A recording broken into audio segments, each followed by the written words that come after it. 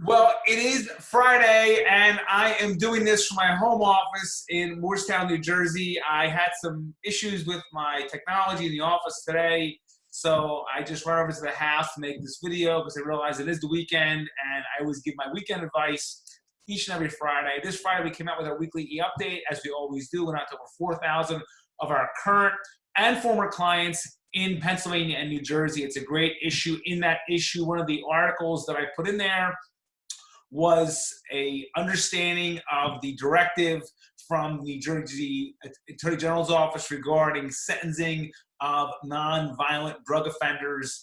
That directive came out, and what that directive basically said was they have to look at all sentences with regards to mandatory minimums and make people eligible for parole who wouldn't otherwise be eligible. Please read that article. It is a great article. I will link it into this video.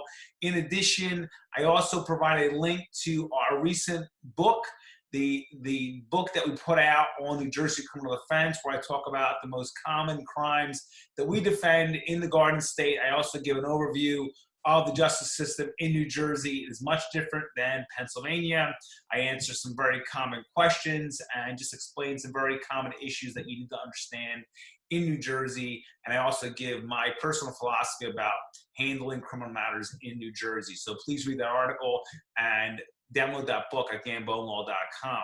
Once again, it is Friday, and like every Friday, I caution you not to drink and drive. If you are drinking and driving, please do so responsibly. Call an Uber.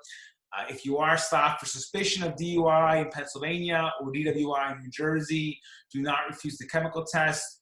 Be cooperative with the officer, but do not consent to the search of your person or your car. I am dealing with an issue this week in Delaware County, Pennsylvania, where our client did the right thing. He was respectful to the officer, and he did not give consent to search the vehicle. The officer did go get a search warrant, but I believe that we have a very, very strong motion to suppress, which again is often the strongest argument you can make with possessory crimes like illegal drugs and narcotics and firearms, because if the prosecution can establish possession, the case is pretty much not going to go your way, okay? So the best opportunity you have to come out from under those charges is a motion to suppress with the argument that the officer did not have probable cause to maybe stop the car or probable cause to search you or the vehicle. When it comes to the issue of constructive and actual possession, I've done articles on this, explaining the difference between actual versus constructive possession. I'm going to link in an article explaining those differences, so please read that. So once again, if you're stopped this weekend,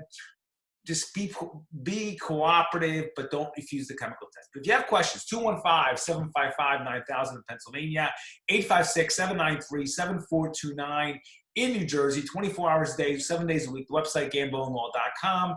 As always, a tremendous resource for you and your family. All my books, my blogs, my videos are available there in one convenient format, along with our other books. We have now 6 strategy books, so it's a great resource. All of our blogs are available there, and more than 250 instructional videos just like this. So once again, 215-755-9000 in Pennsylvania, 856-793-7429 in New Jersey, 24 hours a day, 7 days a week. Have a great weekend, and I'll talk to you all very soon.